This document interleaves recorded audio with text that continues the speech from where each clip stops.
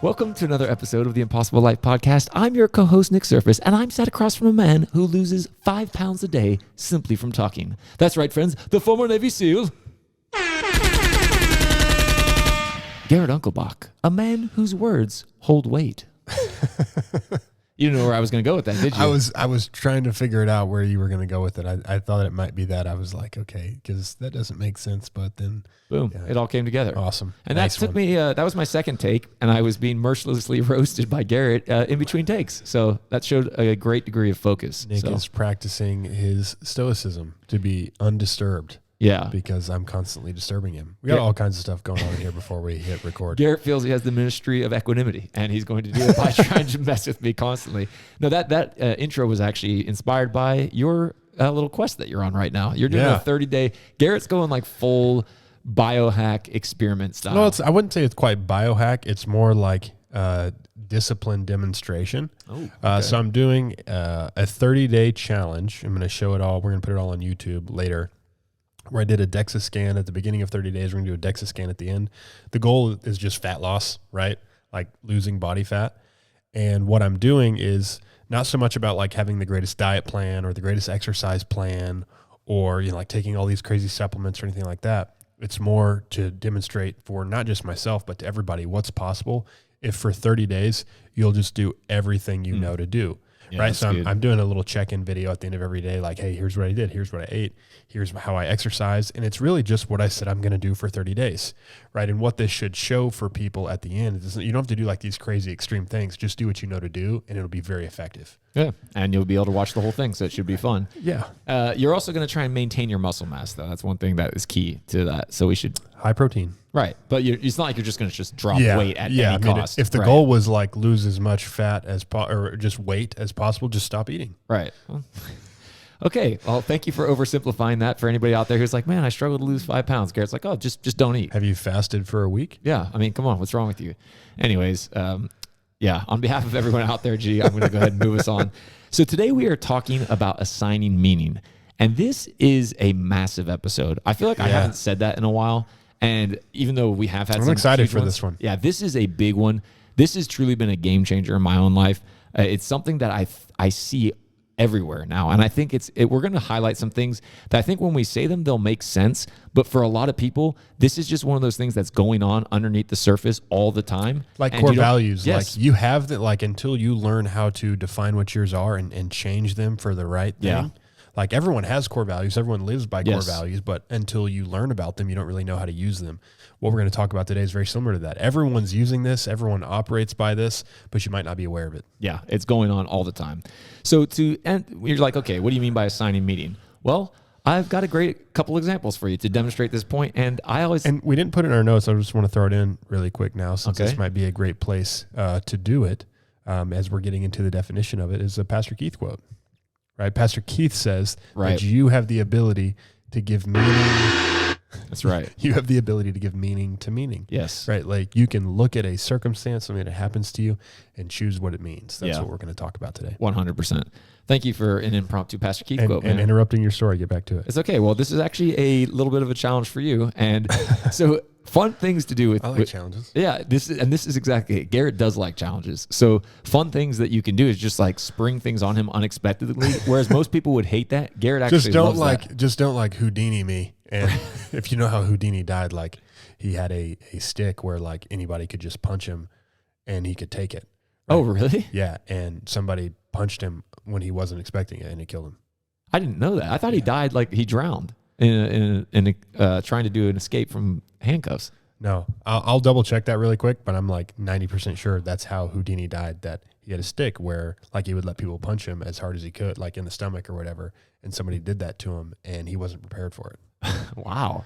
But so I hope that story, that's an amazing story if it is. But dude, you can't look that up because I got a quiz for you. Okay. So here's the interesting thing. We have meaning to give meaning. We have the power to give meaning to meaning. Right. Oh, I don't know if I believe you, says somebody out there listening. Well, let me bring up a little holiday that we have called Valentine's Day. And if you can tell me the history of Valentine's Day, I actually know it. I'm not going to say it right now. If you can tell me the history of Valentine's Day, then you're probably in the know a lot more than most people. But what we do know is that people all over America, all over the world, celebrate this holiday that really what's it for? Like, when you really boil it down to, where did it come from? Well, we have the ability to give meaning to meaning, so it becomes a romantic day. So much so that, Garrett, how much do you think just America, spent on Valentine's Day in 2021? In 2021. Okay, I'll make this simple. In 2021, there's like 300 plus million Americans. So let's just say, the average spend, because some people spend like a silly amount of like $120. Wait, what's the stat? Say what the stat, not the number, but say what the stat is. Americans spent X on Valentine's Day in 2021. Okay. Hopefully this is like including, cards, flowers, restaurants, gifts, all that stuff. I'm just going to say the average spend, let's make it simple. Average spend per American is $10, right? So that would be, if it's 300 million, that'd be 3 billion spent on Valentine's Day. Which, you got a great insight into Garrett's mind. And I actually think that would have been solved because, kids aren't going to spend a lot. Turns out the average American spent almost $165, and we spent, as a country, $21.8 billion. That's pretty crazy. Like, I see a lot of people spending that, but I was trying to factor in that a lot of people just don't spend anything for Valentine's. Like you and me.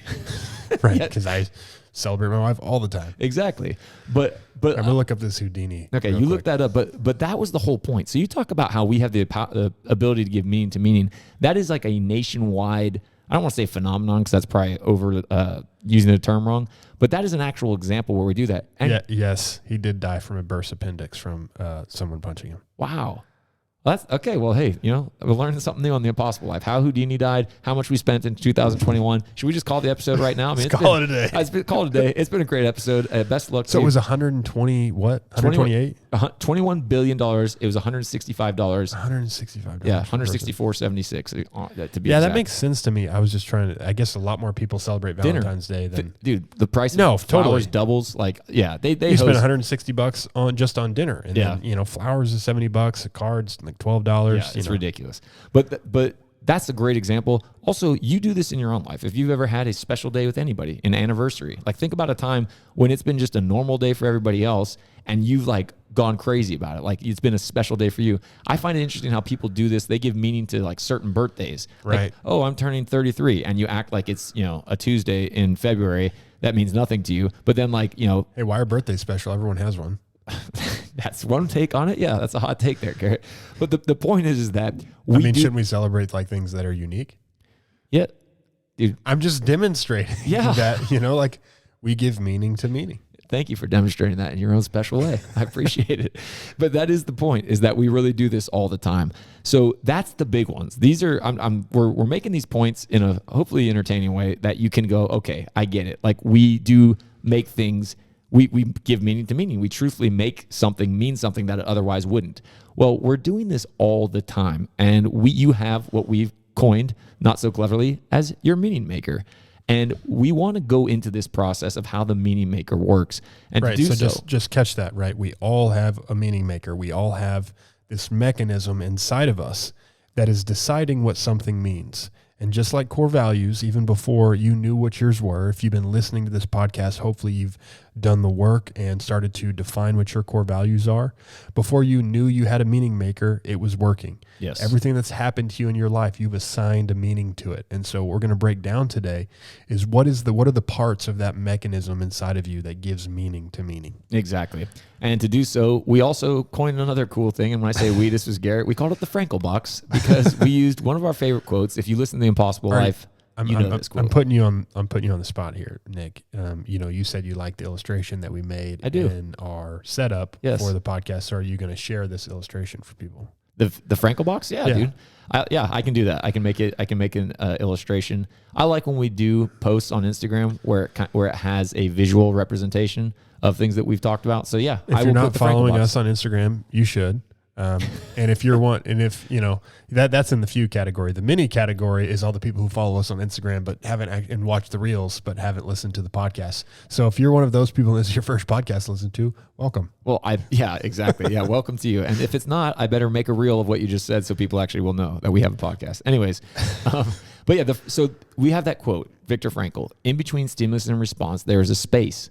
And in that space lies your choice. Lies your freedom and the power to choose. I read that phrase differently, but yes, I was going to say in that space lies your choice, and in that choice lies your freedom. But that was, Do you want to go ahead and say it how you want to say it? No, go ahead. Well, I think it's a little bit late now. The point is, between stimulus and response, there is this space. And we touched on this a few weeks back, and we talked about it in relation to hiding from pain and getting over addictions. But that actual stimulus space response is happening all the time. And I believe Garrett said a few weeks ago that for most people, how this works is it's just stimulus, auto response. There's no sort of consciousness of the space, and people aren't really taking the power to choose their response. It's kind of this happened and they're responding before they even know it, and it's on autopilot all the time. And if you never take it off autopilot, there's going to be a lot of things that are going to be frustrating for you in life. I'll just put it that way to make it simple. Yeah, and the way that we were talking about it, Nick, is, in between stimulus and response, right? There's a space. And for some people, that space in between stimulus and response is very small. Yes. Right? You go very quickly from stimulus to response. You have, low emotional awareness in your life, and things trigger you, right? To be triggered, like, think about that. On a gun, there's a trigger. Mm-hmm. But instantaneously of pressing that trigger, the stimulus, you get the response of the round leaving a firearm. And yes, I know you guys are laughing, like, of course, Garrett's going to make a firearm reference, right? But in between stimulus and response, you don't want to be that person that you have such a hair trigger. Correct. Right? And so what you do want to have is great awareness. You want to have space, a broad space in between stimulus and response. And this is where you get, things happen to you. That's stimulus. And you have space, you have time, you have the ability, you have the freedom to give a meaning to what that stimulus was, and that'll impact your response. Your response is the meaning that you give to it, plus the choice that you make on top of that meaning. Yeah. Right? So we don't want automatic responses. Correct. We want to give meaning and choose responses. And if you think about what Garrett said, all the time through your five senses, you're taking in stimulus, right? And you're assigning, your brain is constantly making sense of things, whether you're aware of it or not. That is the way our brain works. And so what happens is, as you're taking all this information in, this stimulus, you are assigning a meaning to it. I think of like sunrises and sunsets as one of those things. It's like, well, our eyes are just taking in light. Right. If you would just want to look at it that way. Correct. But our brain is able to give so much more of a special meaning to that. Yeah. Right? Like sunrises and sunsets are just given this special meaning. Yeah. No, that's a good example. But we didn't just say, hey, you're giving meaning and like, isn't that great? We categorized the three things. The mechanisms, yes. right? That influence your meaning maker. Yeah, your meaning maker. So the three mechanisms that influence your meaning maker are experience, beliefs, and knowledge. And we're going to start with experience first. There's two categories of experiences that you'll have, and they are chosen, and then there's those that are assigned to you. And you could put that into like the controllable, uncontrollable. Yeah, it's the controllable, uncontrollable category. Also think about like you have experiences that you chose to go through, and you have experiences like this happened to you. Yes. Like I didn't want this, but this happened to me. And those can be good things and bad things. Correct. Right? And in the same way, you can also choose an experience, and you can choose a good thing or you can choose a bad thing. Yes. Either way, those experiences, the experiences that are in our past, already have a meaning assigned to them. Yes. Right? And the meanings that we've assigned to experiences in the past influence the experiences and how we'll give meaning to them in the future. Right. Right. So like meanings that we've assigned, like in the same way, like if you're defining your lexicon of words, like you start redefining words in the dictionary, when you change the meaning of a word, it changes the meanings of other words. Mm-hmm. When you change the meaning of an experience in your life, it changes the meanings of other experiences in your life. Right. So one of the biggest influences, one of the most powerful mechanisms of your meaning maker is your past experiences. Correct. Now, catch what Garrett just said there, the past experiences. What was every single adult have in common? They were once a kid, right? And so you have to think about that. The experiences that you had as a kid were largely assigned to you because you were under the care of an adult who maybe did a great job, maybe did a terrible job. Maybe you had two adults, maybe you had one. There's all sorts of things that were out of control, but you were being assigned experiences. And for a lot of people, they have experiences that happen whenever they're kids, and they process them as a kid. Right. And then they grew up and they became adults, and they never realized that the stories that are being told to them and the experiences that they're using to give meaning to things are from the lens of however old they were when those things happened. So you could have a 6-year-old in theory dictating to you about what things mean to you. And you would never do that in real life. Like I would never ask my 7-year-old, hey, what do you think we should do with our money? You know what I mean? Like that's crazy. Or I wouldn't say, hey, can you drive the car today? Yeah. But this is how people do that all the time. All the time. They're walking around with like a little kid dictating to them and they don't even realize it. And that's where we talked about this can be on autopilot. And so when Nick and I were talking about this before, we also talked about it, these mechanisms as if they were ingredients. Yes. Right. And your experiences is one of the ingredients in the batch of cookies that you're making with your life. And if you had a really rough childhood, like if you had rough experiences, that has a major impact on the recipes in your life. However, the other mechanism, the other ingredients that we're going to go and talk about, you can go back and change if you had bad ingredients as a child, right? If you were not loved well, if you were not instructed well, if you didn't have people give you purpose in your life, if you had poor relationships, the myriad of problems that can come from a rough childhood. If you had that, you're going to need to focus and lean on these other two mechanisms to help fix some of your past experiences. Where on the flip side, like if you were given, you didn't choose that, right? If you were born, this is what I got. I was born into a family that loved me well, that taught me how to think. If this is given to you, if you're born with these great experiences as a child, it helps you build these other mechanisms well and helps you have a powerful meaning maker.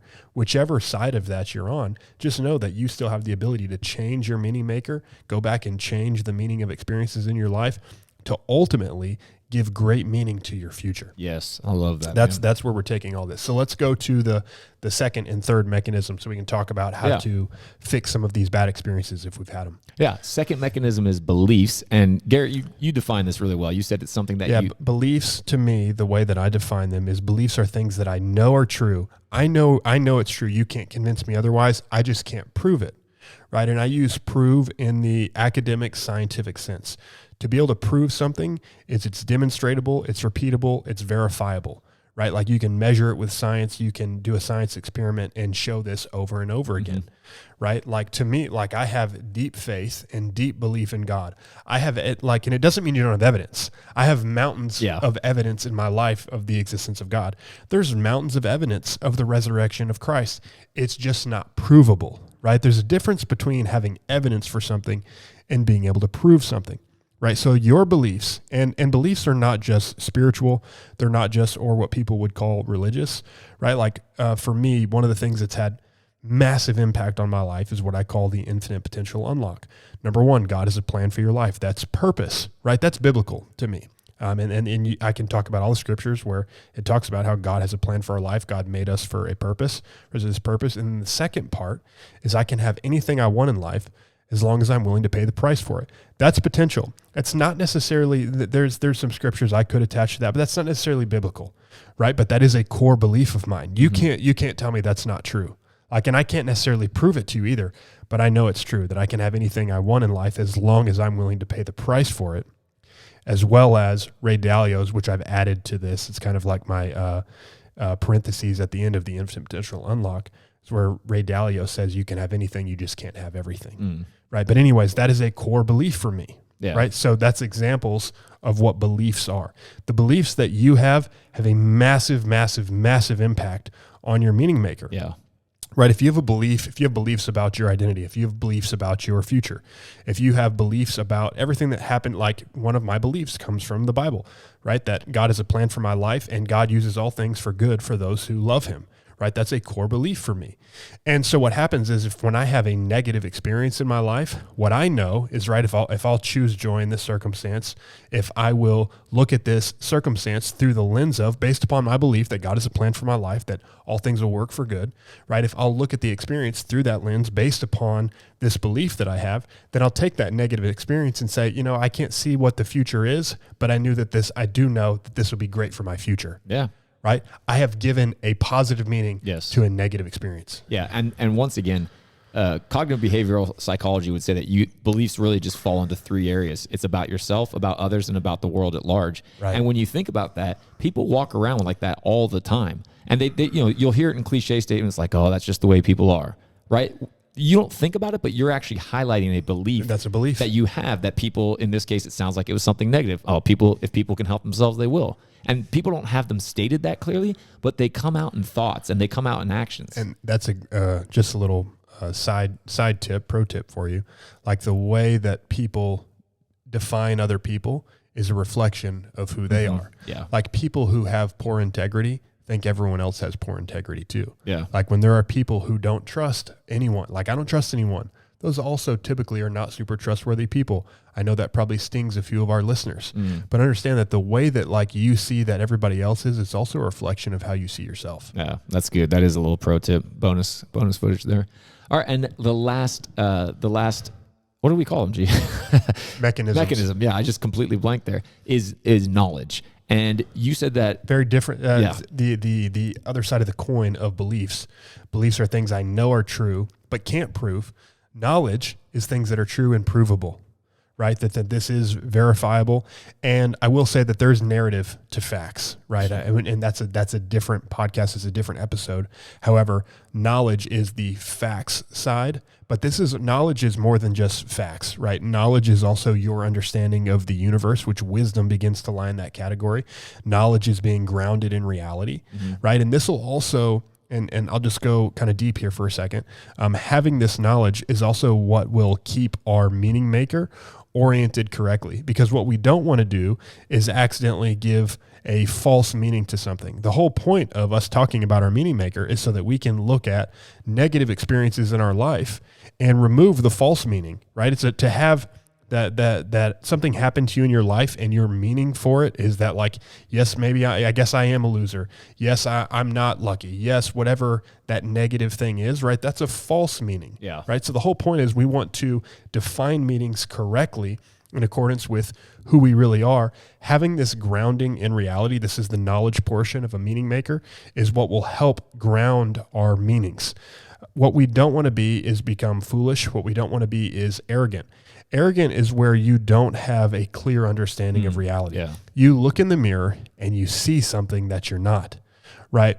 What you do, like, and this is where these things seem similar, but they're very different, right? Arrogance is I look in the mirror and you don't see what's really there, versus resilience is I look in the mirror and I see more than what's there. Okay. I look in the mirror, I see that I'm overweight. That's good. I also see that there's more to me than that I'm capable of more, that there's a different future for me, right? An arrogant person and a foolish person, they're not grounded in reality. So they look at what's in the mirror, they don't like it, and out of delusion, they see something that's not real, right? And so that's where this knowledge portion of our meaning maker, which is not just clear facts, this is a grounding in reality, this is understanding the principles of the universe, this is also things that, and the Bible sits in both these categories, both in beliefs and then in the knowledge category. But all of these things, all three of these mechanisms, experience, beliefs, and knowledge, they shape and affect how our meaning maker works. So we're going to talk about, some positive meanings in our life, how to know when a meaning is negative in your life. And then we're going to talk about some remediations, right? Like maybe you're weak in one of these areas, and we're going to talk about how to go back and fix that mechanism of your meaning maker so that you can orient your life in an upward trajectory, so that you can orient your life towards growth and transformation. Because what will definitely make you live a sorry life, what will definitely keep you from your full potential, which is what we're all about on this podcast, is living up to our full God-given potential, is if you take negative circumstances in your life and you assign a negative meaning to them. Yeah. Right? This is James 1:2. Consider it joy when you face troubles of any kind, right? That's meaning maker. That is choose. Right? Like based upon like that consider it, that word hegemai in the Greek is I know that God has a plan for my life. I know that God wants to do something with me. I know that God wants to develop me and strengthen me. So I'm going to look at this difficult situation, just like Viktor Frankl did, between stimulus and response. I'm going to look at this difficult situation and I'm going to choose joy. I'm going to choose a positive meaning. Yeah, I love that. Now, friends, if you've made it this far in the podcast, unfortunately, you have the burden of knowledge, as Garrett calls it now, truthfully, because what we've just talked about, we've said that it's experience, beliefs, and knowledge are the mechanisms that give meaning, and that you're doing this all the time. And what we see all the time, so think about how you get your experiences, your beliefs, and your knowledge. We touched on it before. You get them as a kid, and it's largely not by choice. You inherit them from the people that raised you and the people that you were around, combined with your personality and a lot of uncontrollables. But here's the thing. Now that you know that you can actually go and change the meaning, you have a responsibility, truthfully, a duty to yourself as an adult to look at the things that you have given meaning to and ask yourself the question, are these serving me? Is this helping me become the person that I know God's made me to be to fulfill my full God-given potential? If the answer is no, then you got some work to do. And I would say that for everybody out there, the answer is going to be no, at least in some form or fashion. Like we all have work we have to do. Absolutely. So there's a responsibility. So we're going to get into that. We're going to talk about some of the remediations. Before we do though, G, one of the biggest things, if you think about how you get your beliefs, and we talked about beliefs are things that you know to be true but can't prove, and you touched on as faith as one of those things. If you don't have a biblical background, a biblical worldview, if you and faith is that, like, this faith is believing in what I can't see. Yes. I have some evidence, right? And I'm gonna take it take that evidence and turn it into a belief. In the gap between what I know is true and what I believe is true, that's faith. Right. So suddenly having like the Bible brought into this is a massive game changer, right? Because if you think about something like you talked about core beliefs, if I believe I'm a turd, and we're going to get into this a little bit, right? Like that's a hard thing to overturn, because you could probably find a lot of people that would agree with you maybe, or you could find mountains of evidence for experiences. And that is a lot of people's reference experience. They had a parent, they had a teacher, they had a coach that told them that there's something awful. Right. Right. And they have built their whole life around that. Yeah. And that has shaped your meaning maker. So now bad things happen to you, and that's just another verified experience. Yep, I'm exactly what they said. I'm a loser. I'll never amount to anything. I'm this or I'm that.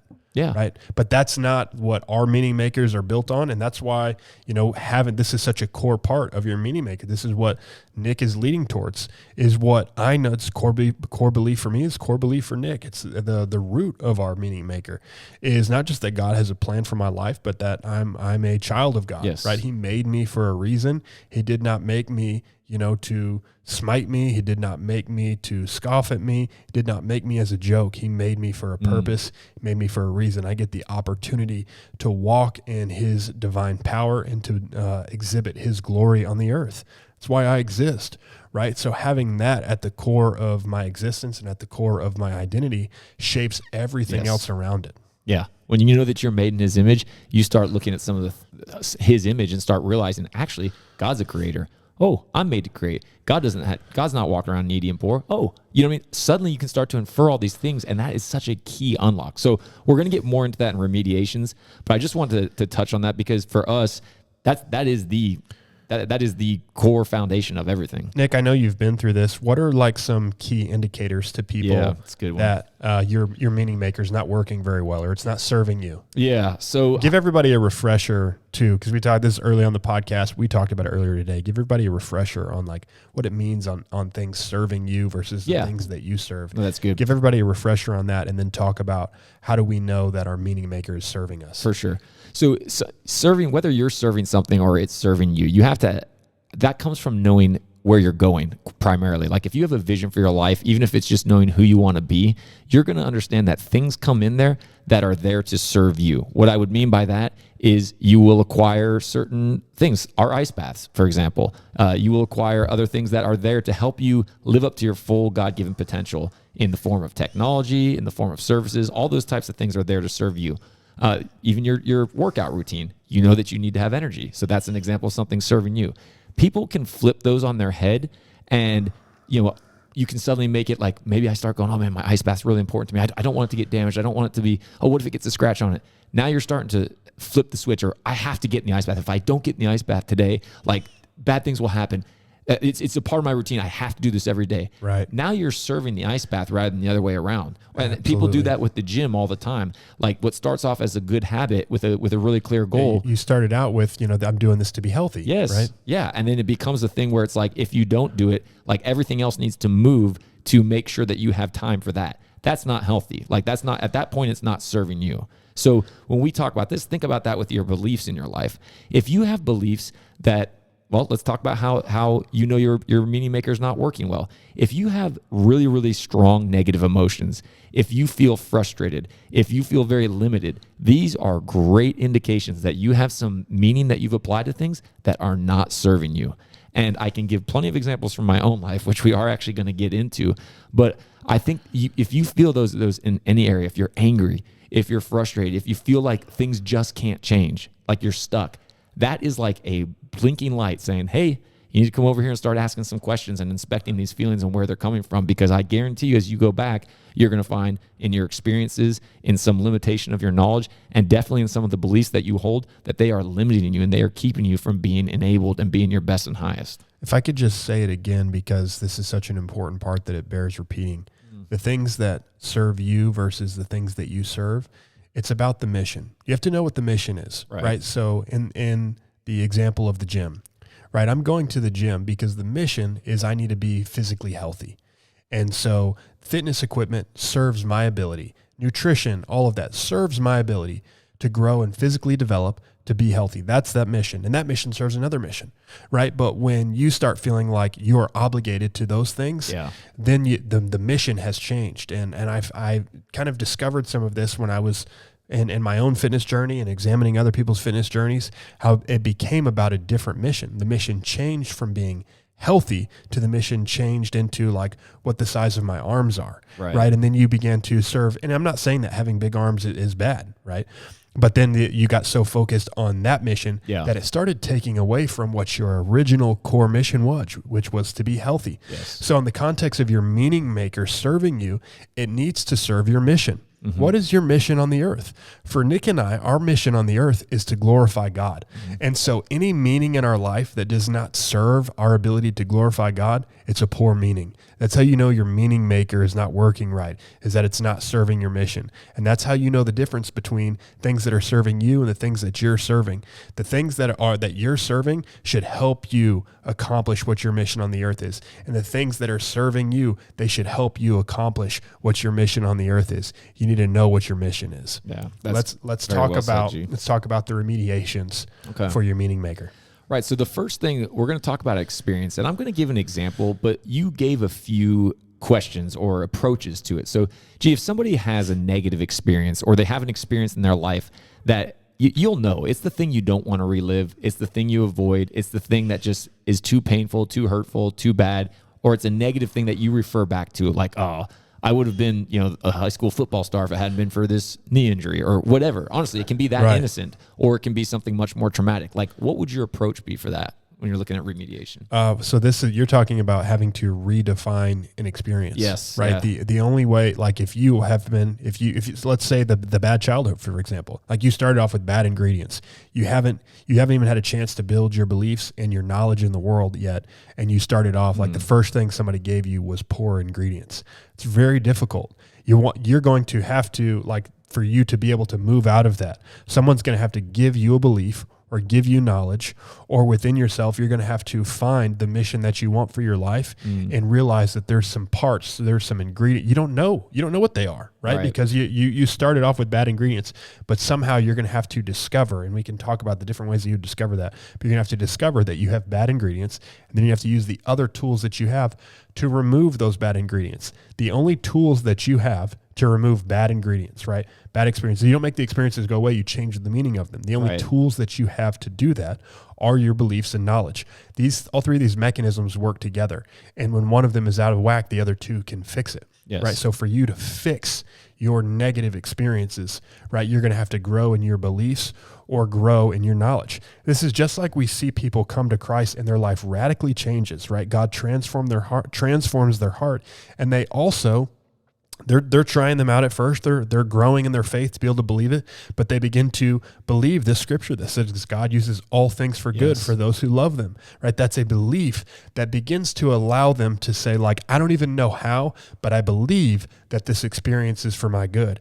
And then you grow in knowledge, you grow in your understanding of the universe, you grow in your level of reality, right? You grow in wisdom, and you begin to see, okay, and you've begin, like, that knowledge is also a control of your emotions, right? Because emotions can take us out of reality. And that knowledge allows us to look back at that experience and it through a different lens and say, how is this for my good? Not looking at God and saying, like, God, why would you let this happen? Instead, you're saying, God, how is this for my good? And you begin to look at that experience experience in a different way. So the way that you redefine your experiences is you have to rely on the other two mechanisms. Yeah, that's so good, G. And one of the ways that you can do that as well is to actually go and look at other people's experiences to help give you belief. Like, because to your point, if you've had really negative experiences, you can't just go in and like replace those experiences. Right. But like you could look at somebody who's had a traumatic childhood and watched how they overcome it. And what will happen is that new piece of knowledge, like you said, using the two others, will then spur your belief, which can then make you redefine the experiences you had. A little example of my own life of how I did this, and I've shared this, I can't even remember, it was a few months back on the podcast, and this is not a massively traumatic one, but this is nonetheless an experience that was negative, that was limiting me. And when growing up, we were the have-nots amongst the haves. Yeah.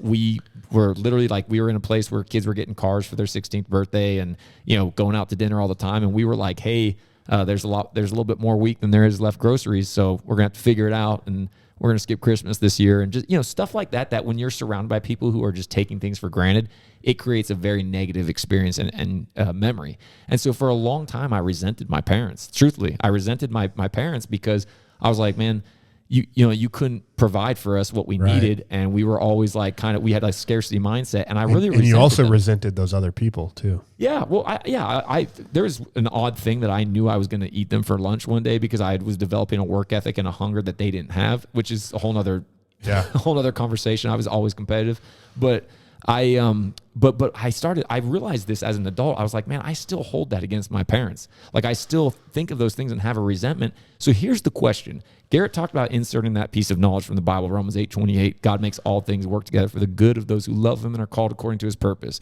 Well, there's an assumption that you touched on. So I asked myself the question, well, what good came from that time?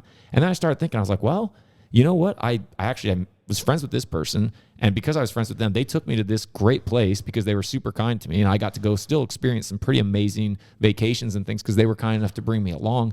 And actually, because I was around them, his dad was really good in the stock market, and I got to see how nice their house was and the cars that they drove, and got to see that there was life on a different level to what I was living, and it made me want that, which spurred hunger, which spurred a desire for the things, many of which I have now. So what I realized, I was like, hang on a minute. I've been telling myself that we were the people that were scarcity mindset and that we were the have-nots.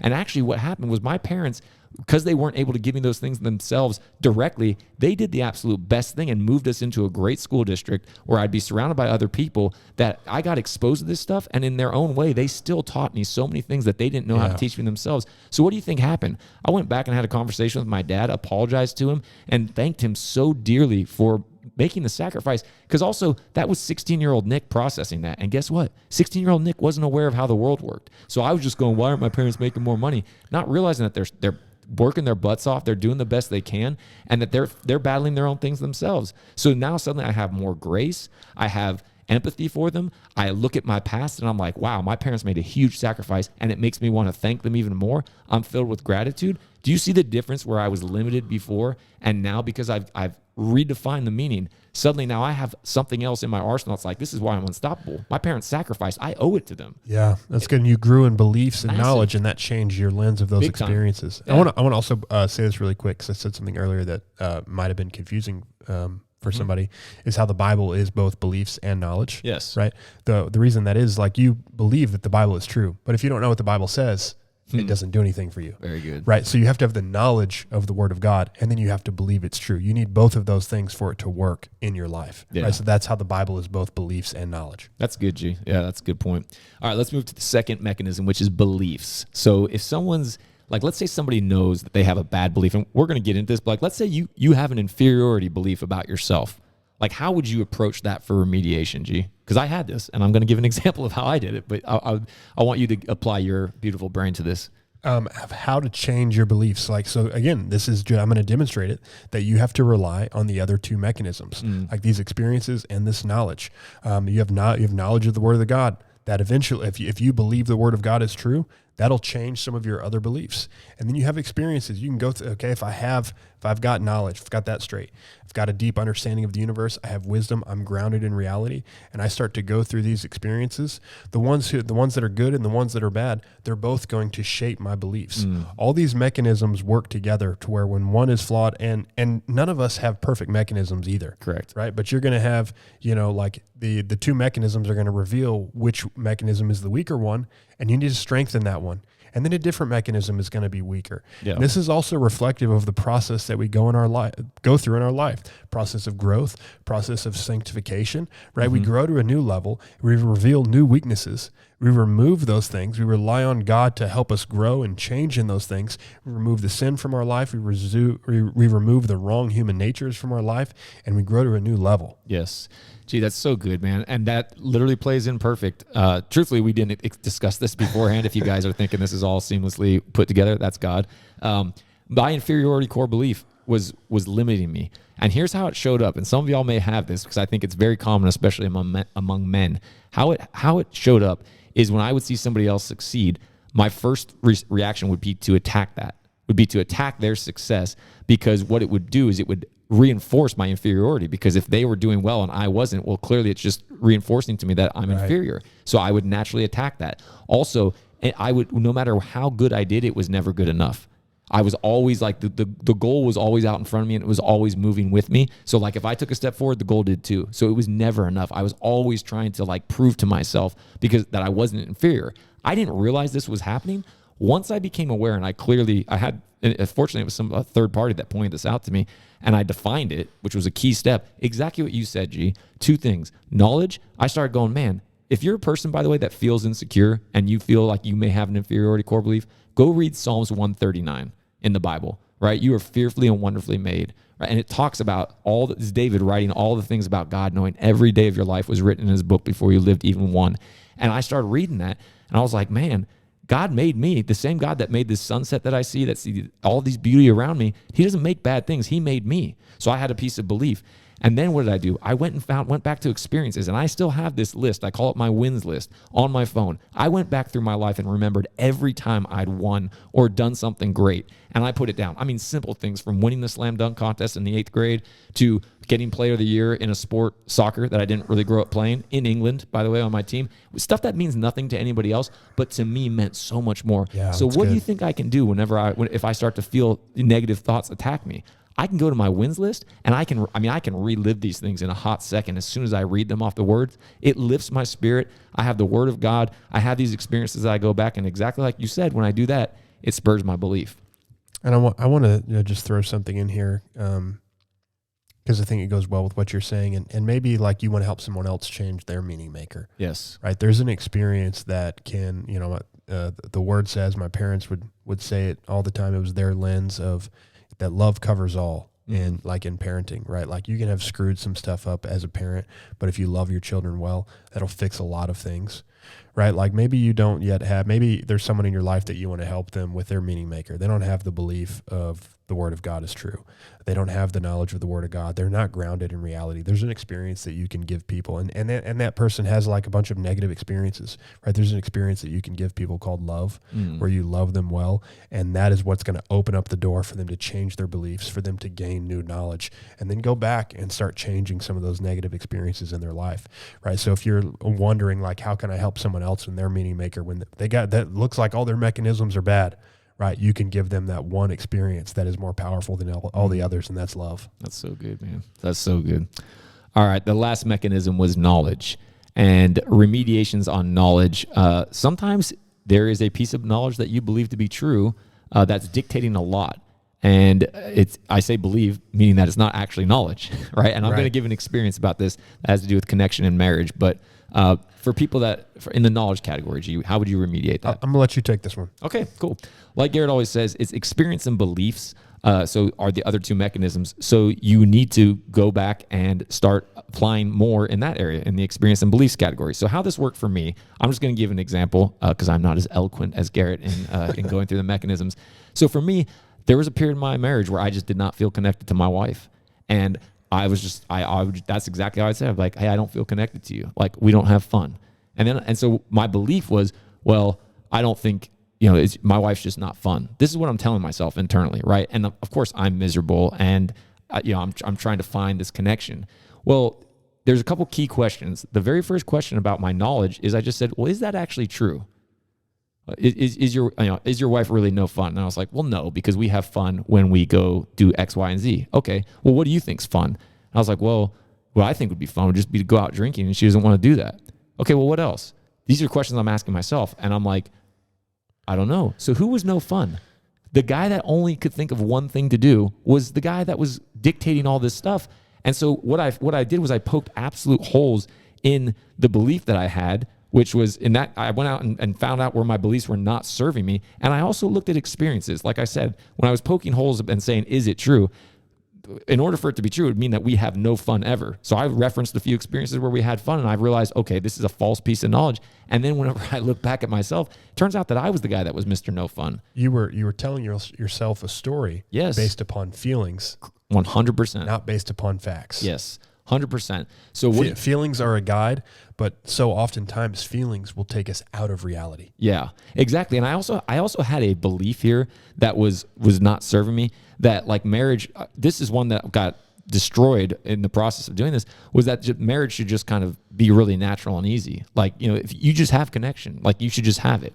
Not realizing at this point I'd been married for, 13 years. That's also not what the Bible shows at all, right? The Bible's template of default marriage is you're going to screw it up immediately. Yeah. Right. Like how long are they in the garden before before they screw it up with God, right? But then what God gives us the template of what relationship is intentionality. Yeah. We continually screw it up. Humanity continually screws it up, and God steps forward in time and says, I'm going to make a way. I'm going to do whatever it takes for us to have relationship. So, we show what default relationship looks like is we're going to screw it up really fast.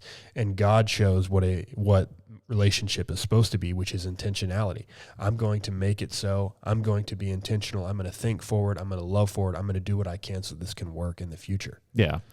Yeah, so I once again, I feel like this is just me being laid bare week over week here on the Impossible Life podcast. No, I'm just kidding. I share these things, honestly, because I am living in a place of victory, and anything I share like that, I don't mind doing it because I know people can relate and it's real. And honestly, if anything in my past that I've overcome can help somebody else do it, I am all for it, man. That's why I'm here. Every single person listening to this podcast and the two people talking on it, we're all sinners, and we're all trying to be 100%. Transformed. Right. And we all have flaws. And so you're telling real stories of not like, here's how screwed up I was, but you're telling a story of like, here's how God has changed me. Yeah. Right. So, all right, G, well, let's wrap up. Do you want to give people the challenge for the week? Yeah, I would like to give the challenge for the week. The challenge for all of you, what I want you to think about is look at the meaning maker that you have. Right? First off, assess yourself. Do I have a big space? Do I have a broad space between stimulus and response? Or do I have a short space? Do I have a trigger reaction? If you have that broad space and you're looking at the things in your life and you're assigning meaning to them, what I want you to do is start to boil down, look at the mechanism of your meaning maker, experiences, belief, and knowledge. We need to be aware of these at all times and be strengthening them, right? Because this meaning maker that we have, right, this is what helps us change the trajectory of our life. This is our James 1:2 hegomai ability, the ability to consider and choose joy to change the meaning of a circumstance. You have to understand how powerful that is, that something can happen to you. This is what Christ did on the earth with the resurrection, right? The devil thought it meant one thing, and he supernaturally made it mean something else. We don't have near that power, but we do have the power to give meaning to meaning. Right? So look at your life and understand that I can change the meaning of things that are happening to me, and I need to change them in alignment with my mission, right? So that my meaning maker serves me, so that it's pulling me towards where God wants to take me and I can fulfill my mission on the earth. So look at your experiences, look at your beliefs, look at your knowledge, and sharpen them. Find the one that is the weakest, make your meaning maker stronger, and do it over and over and over again.